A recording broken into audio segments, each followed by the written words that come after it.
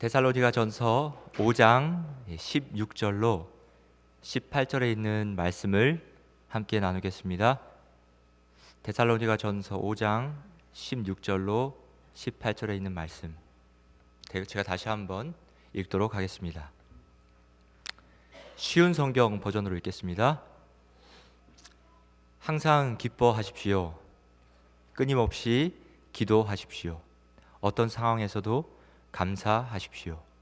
이것이 그리스도 예수 안에서 여러분을 향한 하나님의 뜻입니다.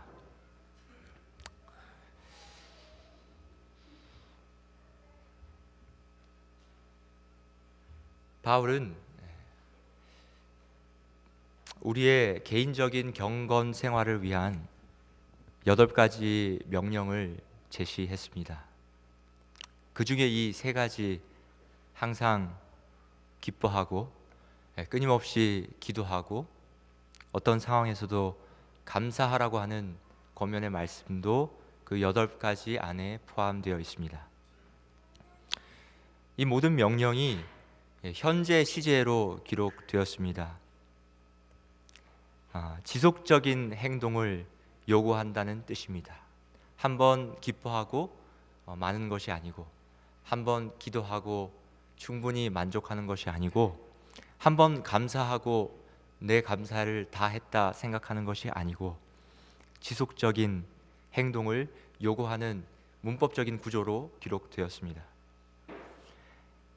또한 이 명령들은 명령형으로 기록되었습니다. 단순한 제안이 아니라 반드시 지켜야 할 계명임이 분명합니다. 따라서 이것들은 가끔씩 실천하는 어떤 습관이 아니라 그리스도인들의 삶을 특징짓는 본질적인 요소임을 알 수 있습니다. 그리고 바울은 이렇게 말합니다. 이는 그리스도 예수 안에서 너희를 향하신 하나님의 뜻이니라.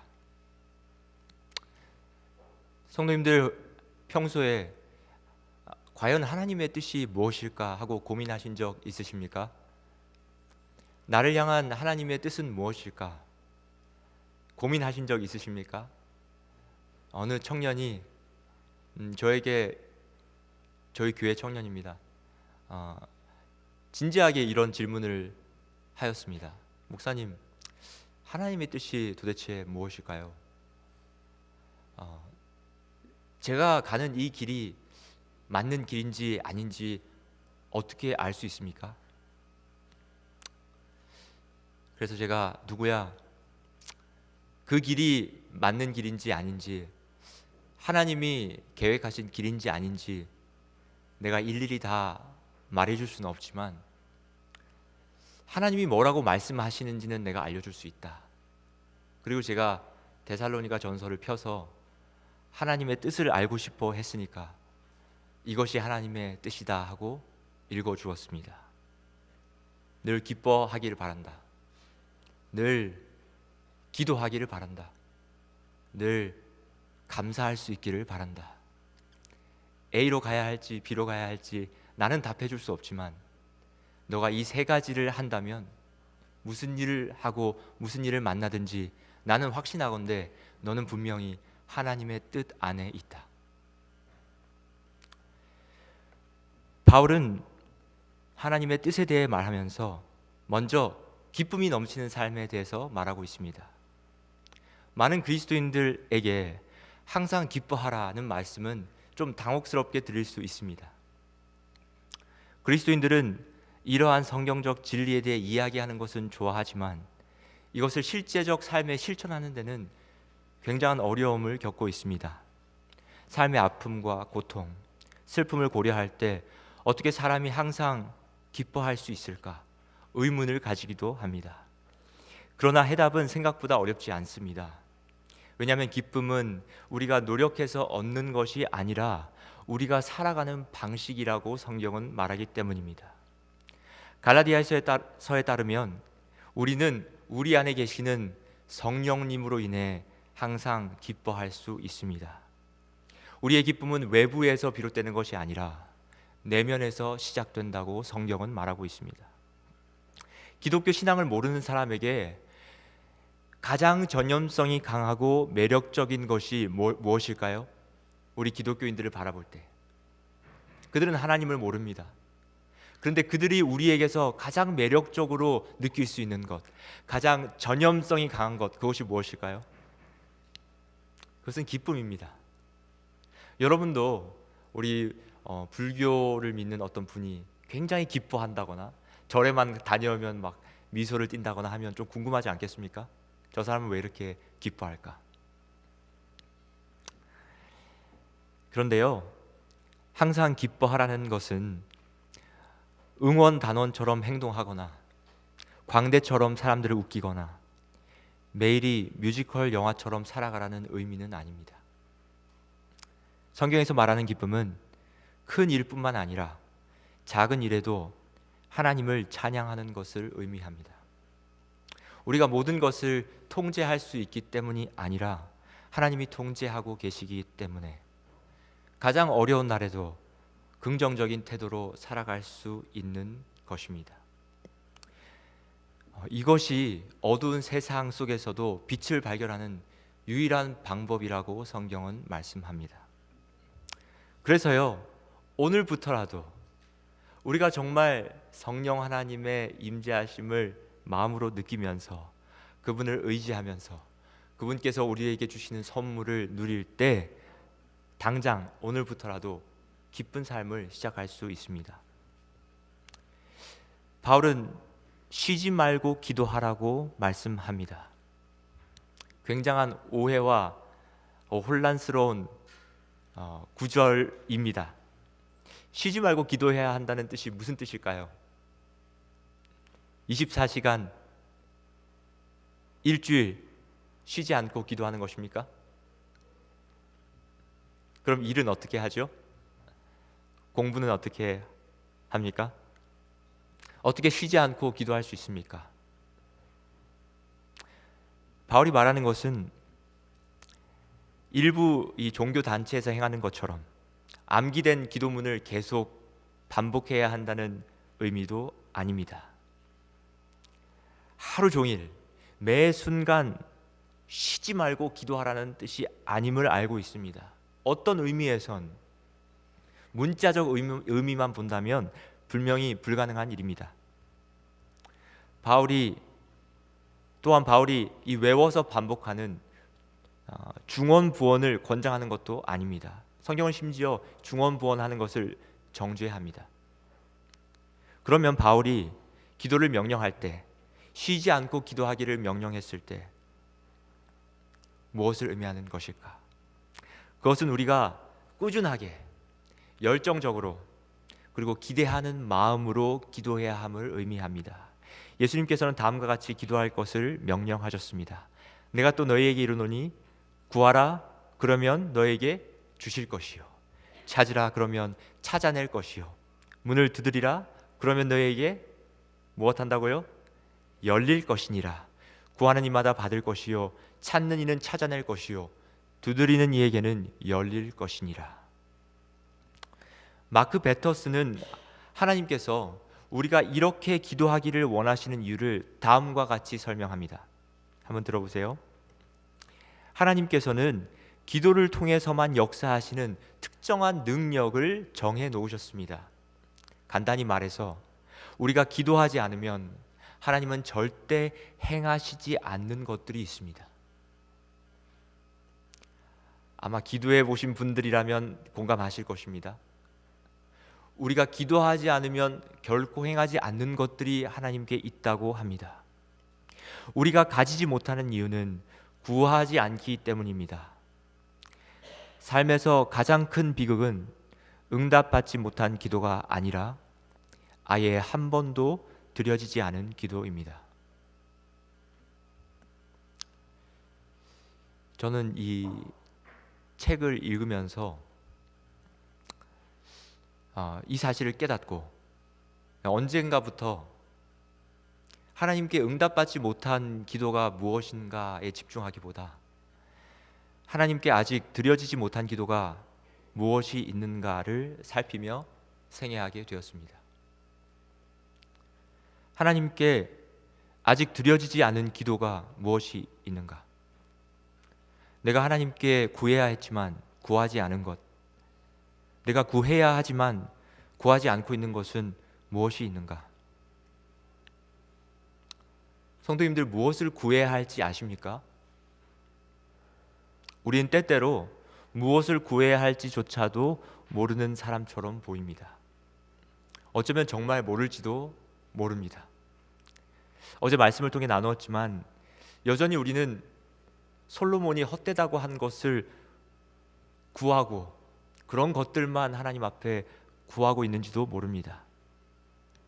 내가 하나님께 고백하지 않은 감사의 기도는 무엇이 있는가? 나의 죄를 뉘우치며 내가 아직 하나님께 구하지 않은 자비와 아직 구하지 않은 은혜는 무엇이 있을까? 우리가 정말로 하나님께서 우리의 기도에 응답하실 것을 기대한다면 우리는 어떠한 장애물도 우리의 기도를 막지 못하도록 집요하고 끈질기게 기도하는 법을 배워야 합니다.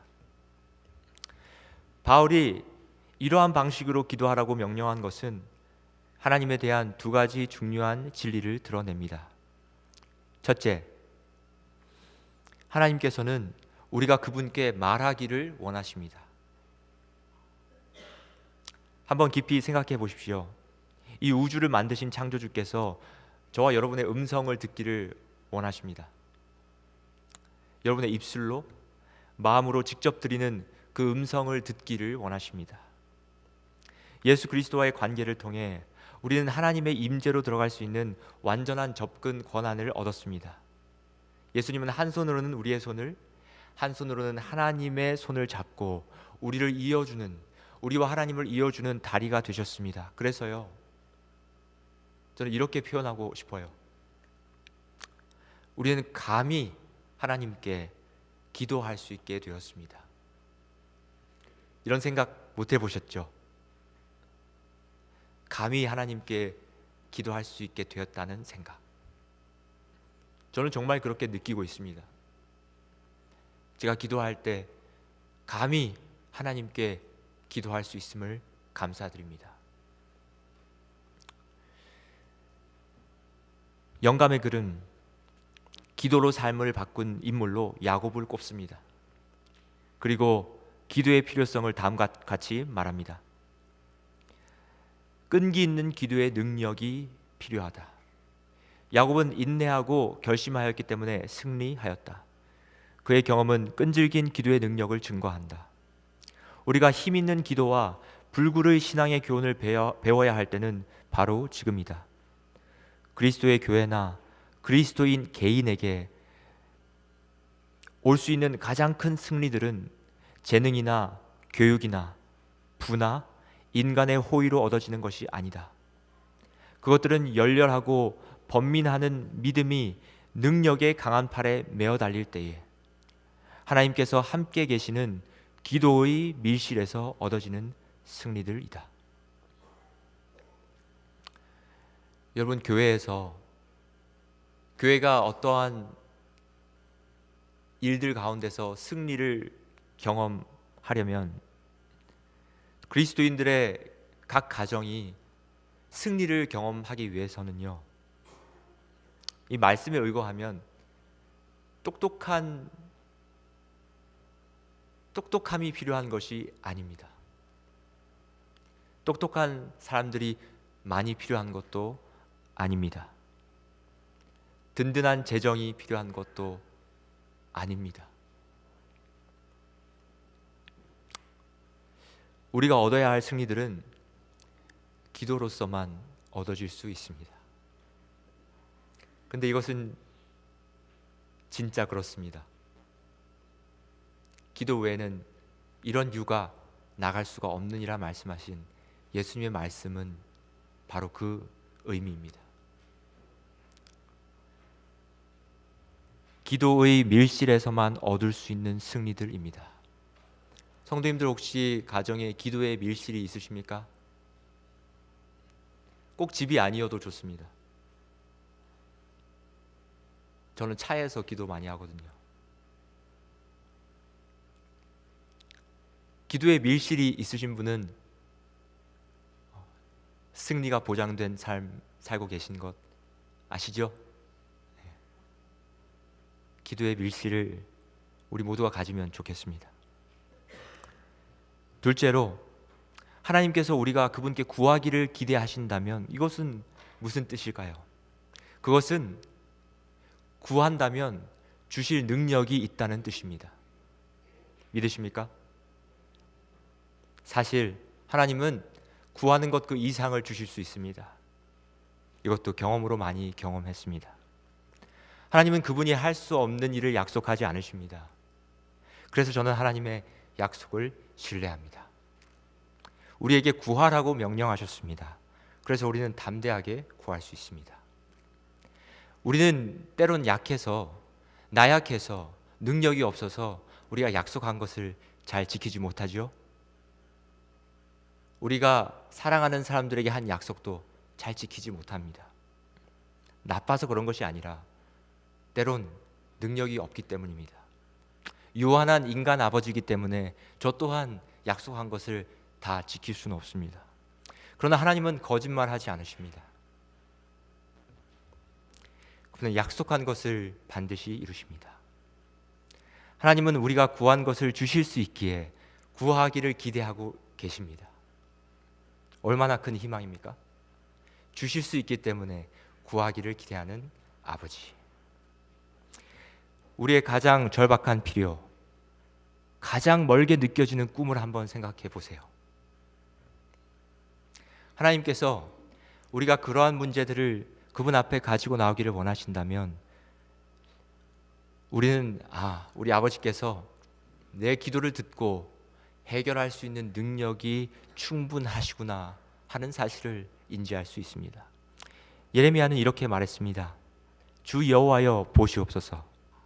주께서 큰 능력과 표신팔로 천지를 지으셨사오니 주에게는 할 수 없는 일이 없으시니이다. 동의하십니까? 하나님께는 불가능한 일이 없습니다. 그렇기 때문에 우리에게도 불가능한 것은 없습니다. 야고보는 우리의 기쁨과 간절한 기도는 모든 좋은 것과 온전한 은사를 주시는 분께 향해야 한다고 말합니다. 우리의 기도가 누구에게 향해야 된다고요? 모든 좋은 것과 온전한 은사를 주시는 분께 향해야 한다. 그분은 하나님이십니다. 각양 좋은 은사와 온전한 선물이 다 위로부터 빛들의 아버지께로부터 내려오나니. 제가요, 이 성경을 해석할 때 언젠가부터 항상 여러 고민이 생기기 시작했어요. 예전에는 그냥 성경을 읽으면서 제가 필요한 것은 딱 하나밖에 없었습니다. 두 가지네요. 기도하는 거, 성경 읽기 전에 하나님 지혜를 주셔서 하나님의 뜻을 분명히 알게 하시고 그 말씀에 제가 동의하고 순종하는 삶을 살게 해주십시오. 이게 첫 번째 기도고, 또 다른 하나가 필요한데요, 형광펜이었습니다. 이 형광펜 하나만 있으면 줄을 쭉쭉 그으면서 아주 좋은 시간을 보낼 수 있었습니다. 근데 신학 교육이 저를 좀 힘들게 만들었습니다. 또 목회를 나오니까 성경 형광펜만 들고 성경을 읽을 수가 없더라고요. 성도님들께 이 말씀이 정말 의미하는 게 뭔지 제대로 알려드려야 할 텐데, 이 말씀을 이야기한 저자의 의도는 뭐지? 그때의 상황은 뭐였지? 이 말씀이 자리하고 있는 위치가 어디에 있지? 문맥은 뭘까? 배경은 뭘까? 다 살펴봐야 되기 때문에 마냥 형광펜 쭉쭉 그으면서 마음 편히 볼 수 있는 것만은 아닙니다. 그런데 제가 정말 뒤돌아봤을 때 하나님이 말씀을 통해서 내 삶을 변화시킨 역사는 언제였나 생각해 보면, 하나님의 말씀이 가장 단순하게 다가왔을 때였습니다. 성결이가 이 어린이반 기억절을 외워야 했습니다. 야고보서 1장 17절이었습니다. 그래서 온 가족이 며칠 동안 이 가정 예배를 드리면서 이 기억절을 외우게 되었습니다. 어린이 버전이었기 때문에 더욱 단순화된 버전이었습니다. 이렇게 시작합니다. Every perfect gift is from God. 들으셨죠? 저번에 Every perfect gift is from God. 모든 완전한 선물은, 온전한 선물은 누구에게서 온다고요? 하나님께로부터 온다. 아이에게 설명하기 위해 좋은 선물은 무엇인지, 완전한 선물은 무엇인지 설명하고 또 설명했습니다. 왜 우리에게 경찰차나 소방관 장난감보다 더 좋은 선물을 주실 수 있는지 설명했습니다. 그런 것들을 설명하고 반복하면서 그 구절은 제 마음속 깊은 곳에 자리하게 되었습니다. 그 주 내내 그 말씀이 떠올랐습니다. 운전대를 잡으며 기도할 때마다 떠올랐습니다. 모든 좋은 선물, 모든 완전한 선물은 하나님께로부터 오는구나. 단순하지만 이 말씀은 최근에 저의 마음을 새롭게 하였습니다. 저는 이 말씀을 믿습니다. 온갖 좋은 것들을 얻기 위해 힘쓰고 애쓰고 살고 있지만 정말 좋은 것들은, 제가 요즘 조금 정말 머리가 빠질 것 같습니다. 제가 선택한 길이지만 공부도 하고 이렇게 일도 하고 하면서, 그런데 이렇게 열심히 애쓰고 힘쓰고 살고 있지만 하나님은 저에게 말씀하셨습니다. 가장 좋은 것은 내가 줄 수 있다. 가장 온전한 것은 나만 줄 수 있다.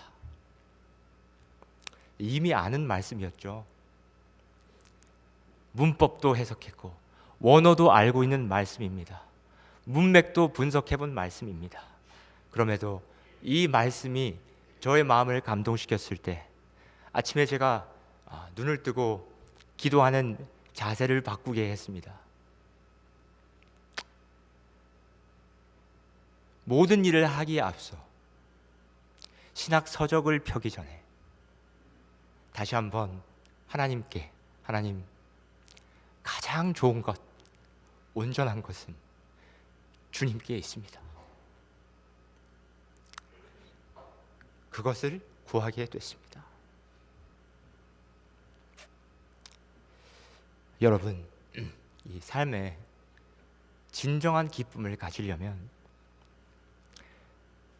기도해야 합니다.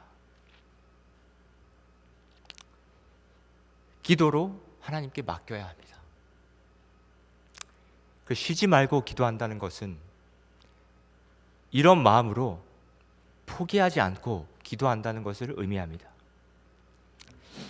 여러분, 언제 기도하세요? 문제가 다 터진 다음에 기도하십니까? 문제가 다 터지고 나서도 제일 마지막에 하는 것이 기도입니까? 사랑하는 성도 여러분, 기도는 우리의 첫 번째 방어선이 되어야 합니다. 그래서 우리는 우리 자녀들에게도 모든 일을 위해서 먼저 기도하고, 모든 일을 위해서 먼저 기도하고, 모든 문제 앞에서 먼저 기도하고, 기도할 수 있도록 가르치고 훈련해야 합니다. 이것을 모본으로 보이지 않으면 가르칠 수가 없는 공과입니다. 좀 안타깝죠? 수학처럼 2 더하기 2는 4라고 가르칠 수 있으면 좋은데 기도의 공과는 모본으로 보이지 않으면 배울 수가 없는 공과입니다. 그래서 우리도 기도해야 합니다. 많이 기도하고 진심으로 기도하고 열렬히 기도하고 끊임없이 기도해야 합니다. 얼마나 많이 문제 앞에서 기도하는 것을 까먹습니까? 우리가 무엇을 해야 할지 알든 모르든 우리는 기도해야 하는 것입니다. 기도하는 특권을 주신 하나님께 저는 얼마나 감사한지, 기도가 없다면, 기도가 허락되지 않았다면 저는 정말 고백합니다. 나처럼 나약한 인간이 과연 이 세상을 살아갈 수 있을까?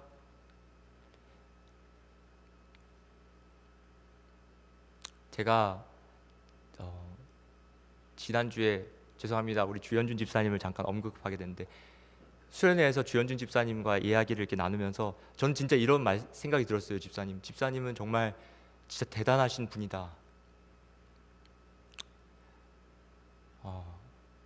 나는 이렇게 나약한 인간임을 하나님이 아셨기 때문에 집사님이 걸어오신 그런 어려움을 겪지 않게 하신 거구나라는 생각을 했습니다. 나처럼 나약한 인간이 하나님께 기도할 수 있는 특권이 없다면 어떻게 살아갈 수 있을까? 저는 진심으로 그렇게 생각합니다. 어려운 일, 걱정스러운 일, 내 능력이 한참 지나치는 일, 미래에 대한 염려, 외로움, 부담감, 책임감, 내 한계가 가져다 주는 절망감, 예상치 못한 변화나 사건, 이 모든 일 가운데서 저는 기도할 수 있는 게 얼마나 다행인지, 제 경험에 의하면 기도할 때마다 단 한 번도 하나님의 능력을, 하나님이 주시는 힘을 경험하지 못한 순간은 없습니다. 그래서 저는 기도할 수 있음에 감사드립니다. 그래서요, 저는 이게 명령문으로 주어졌지만 쉬지 말고 기도하라는 바울의 명령이 명령처럼 들리지 않고, 내가 너에게 쉬지 않고 힘을 줄게, 내가 너를 도와주는 일을 쉬지 않을게, 구하기만 하면 언제라도 달려와 도와줄게 라는 하나님의 음성으로 들립니다. 그리고 바울은 우리에게 범사에 감사하라고 명령합니다. 명령이 매우 특이하게 보일 수 있습니다.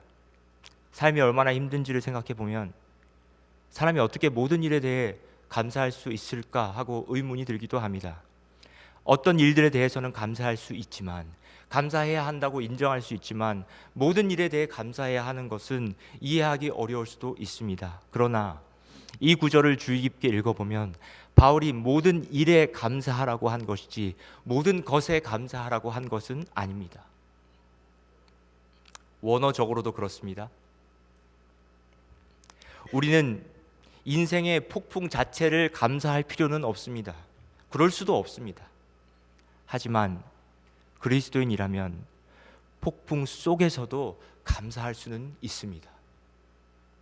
우리가 당하는 일, 우리에게 찾아온 질병, 가족 문제, 사업의 실패, 예상 못한 수많은 위기들, 그 자체를 두고 아이고 하나님 감사합니다, 제가 병들게 해주셔서 감사합니다, 사업의 실패를 경험하게 하셔서 감사합니다, 이렇게 감사할 필요는 없지만, 그러나 여전히 우리는 다니엘처럼 주님 그리 아니하실지라도 내가 구한 것은 이것이 아니지만, 내가 원한 것은 이것이 아니지만, 우리가 계획한 것은 이것이 아니지만, 우리가 마음을 모은 것은 이것이 아니지만, 우리가 원한 결과는 이것이 아니지만 그리 아니하실지라도 감사합니다. 감사할 수 있습니다. 왜냐하면 하나님이 선한 일을 이루어 주실 것을 믿기 때문입니다.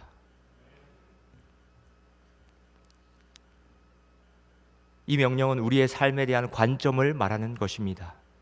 이 명령에 순종하려면 우리는 전체적인 그림을 바라볼 수 있는 안목이 필요합니다. 그렇게 하려면 하나님의 섭리가 어떻게 작용하는지 조금 이해할 필요가 있습니다. J.I. 패커는 하나님의 섭리를 다음과 같이 정의했습니다. 창조주께서 끊임없이 활동하심으로써 넘치는 자비와 선의 가운데서 자신의 피조물을 질서 있는 존재로 유지하시며 모든 사건, 환경, 그리고 천사와 인간의 자유로운 행동을 인도하고 다스리시며 모든 것을 자신의 영광을 위한 목적지로 이끄시는 활동. 조금 말이 어려우시죠? 저도 어렵습니다. 그런데 존 칼빈이 이를 좀 더 간결하게 표현했습니다. 한번 들어보세요. 하나님께서 우리를 그리스도 안에서 그렇게 부드럽게 감싸 주셔서, 어떻게 감싸신다고요? 부드럽게, 그렇게 부드럽게 감싸 주셔서 우리에게 닥치는 모든 일을 우리의 유익과 복을 위해 바꾸어 주신다는 사실보다 더 우리를 평안하게 하는 것이 있겠는가? 오직 하나님만이 한 사람의 삶에서 일어나는 수많은 세부적인 요소들, 그것이 좋은 것이든 나쁜 것이든지 그것들을 아름다운 옷으로 엮을 수 있는 완전한 계획으로 만드실 수 있는 능력이 있으십니다. 인간의 관점에서 보면 고통스러운 경험들이 있죠. 그런 고통스러운 경험들은, 그런 실망스러운 경험들은 우리는 생각합니다. 이것들은 특별한 가치를 가지지 못할 거야. 특별한 가치가 없는 일이야. 그러나 만약 우리가 하나님의 관점을 가질 수 있다면 우리는 모든 사건들을 다르게 바라볼 것입니다. 하나님의 섭리는 그 어떤 작은 일도 무의미하거나 사소한 일이 아니라는 것을 확증해 줍니다. 하나님께서는 모든 것을 우리의 유익과 복을 위해 사용하고 계십니다. 믿으십니까? 따라서 모든 일에 감사하는 것은 하나님께서 우리의 모든 삶을, 디테일을 주관하고 계신다는 확고한 믿음을 고백하는 것입니다. 그리고 바울은 의도적으로 우리가 이렇게 질문할 수 있지 않겠습니까? 이것이 정말 하나님의 뜻이라고?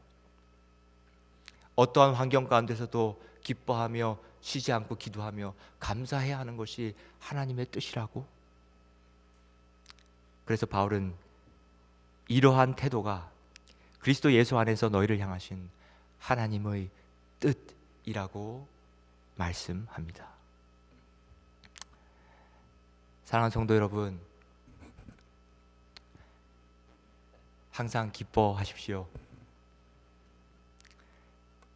저는 이것이 우리를 향한 하나님의 뜻임을 알려드리고 싶습니다.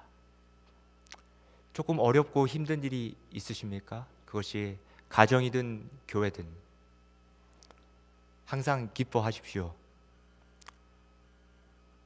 어떻게 기뻐해야 할지 모르겠으면 눈을 감고 예수님을 한번 생각해 보세요. 진짜예요. 눈을 한번 감고 예수님을 한번 생각해 보세요. 기뻐할 수 있습니다. 기쁨은 우리가 살아가는 방식임을 기억해 주십시오. 노력해서 얻는 것이 아니고 살아가는 방식임을 기억해 주십시오. 외부적인 환경에서 비롯되는 것이 아니라 예수님께서 주실 수 있는 선물이라는 것 기억해 주십시오. 어느 누구도, 어떤 사건도, 어떤 무너진 관계도 예수님 안에서 발견하는 우리의 기쁨을 빼앗아 갈 수 없다고 말하십시오. 사랑하는 성도 여러분, 쉬지 말고 기도해 주십시오. 저는 정말 여러분들이, 우리 성도님들이 건강하시고 행복하기를 원합니다. 그래서 우리 성도님들 자신을 위해서 많이 기도해 주십시오. 목회자가 열심히 기도하고 있지만 그래도 성도님들 자신을 위해서 열심히 기도해 주십시오. 시간을 좀 내 주십시오. 자신의 영혼을 위해서 기도해 주십시오. 그리고 여러분 주위에 있는 사람들을 위해서도 좀 기도해 주세요. 여러분, 다른 사람들이 겪는 어려움과 슬픔과 마음속에 그 많은 어려움들 우리에게도 닥칠 수 있습니다. 나는 평안할 수 있지만 그 사람은 외롭고 힘들고 어려울 수 있습니다. 주위를 돌아보시고 기도해 주십시오. 그리고 무엇보다 이 교회를 위해서도 기도해 주십시오. 또 우리 목회자들을 위해서도 기도해 주십시오.